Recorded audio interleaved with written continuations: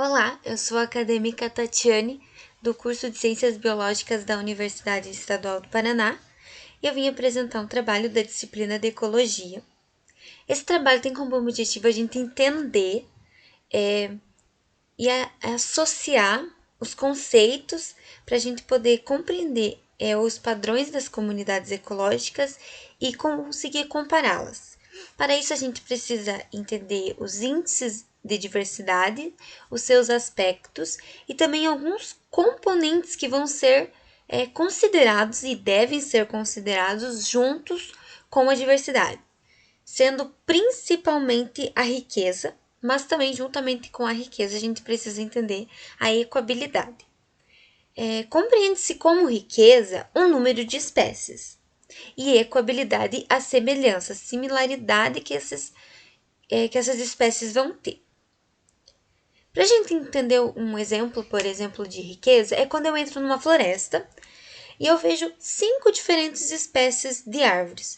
É muito fácil de eu contar, de me memorizar, de me visualizar elas e com o tempo acaba sendo até monótono, porque é o mesmo tipo de árvore, né? E é muito diferente de quando eu entro numa floresta que tem 50 espécies de árvores. Vai ser muito mais difícil, muito mais demorado até eu contabilizar todas elas. E para a gente entender a ecoabilidade, eu vou usar o exemplo de duas florestas, ambas com 100 indivíduos, 100 árvores, né? Na primeira floresta, eu vou ter 10 espécies. Em ambas eu vou ter 10 espécies. Só que na primeira, terão 10 indivíduos representando cada uma das espécies, né? E na segunda, eu terei 91 indivíduos representando uma espécie, enquanto os 9 espécies restantes serão representadas por apenas um indivíduo. E esse também é algum dos problemas que os cálculos e as fórmulas da diversidade, dos índices de diversidades que a gente precisa superar. Alguns aspectos que também devem ser considerados e compreendidos nas coletas e algumas vantagens também. A curva do coletor, por exemplo. O que é a curva do coletor e para que pode ser usada? Quando eu estou lá coletando, por isso o nome, eu estou coletando, até que vai chegar um ponto que a gente conhece como platô, que é quando estabiliza a curva. Então, o que isso pode indicar para as amostragens? Que eu consegui coletar todas as espécies, né?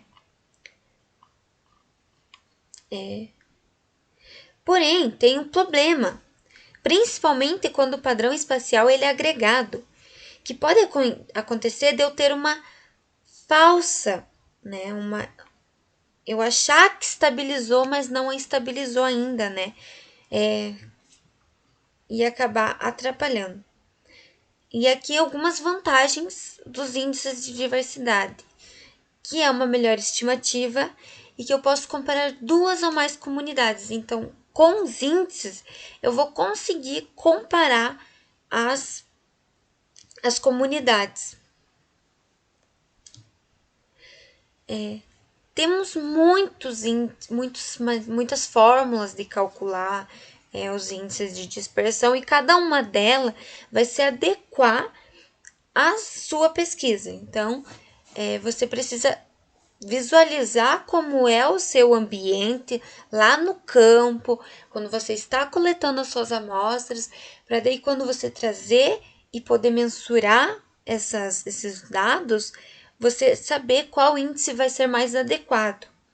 Porque, por exemplo, eu posso ter um índice que vai ser mais sensível à espécie rara.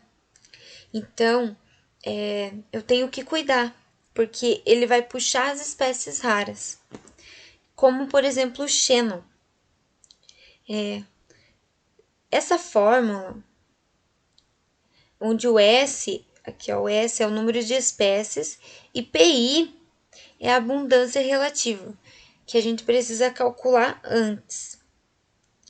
Então, quanto maior o valor de H, maior é a equabilidade da distribuição de abundâncias.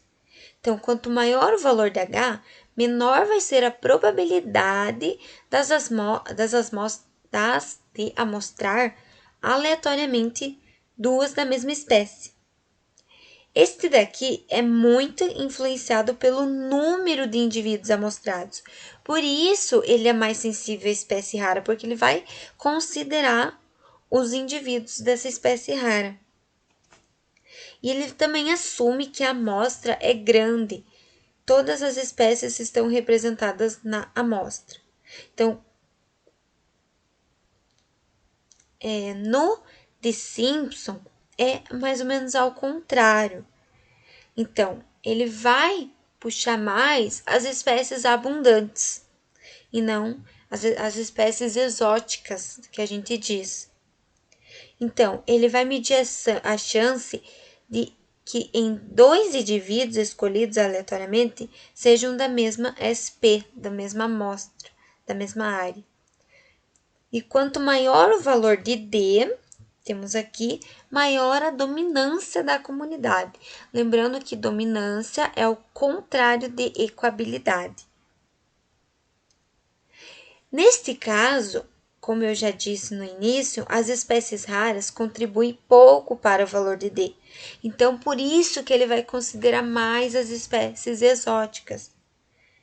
E ele também é ele é menos influenciado pelo número de indivíduos, que também dá essa conformidade para esse índice. Então, a gente tem muitos índices, cada um ele deve ser usado para algo diferente, dependendo de como é as suas amostragens, como foi a sua coleta, como é a sua comunidade.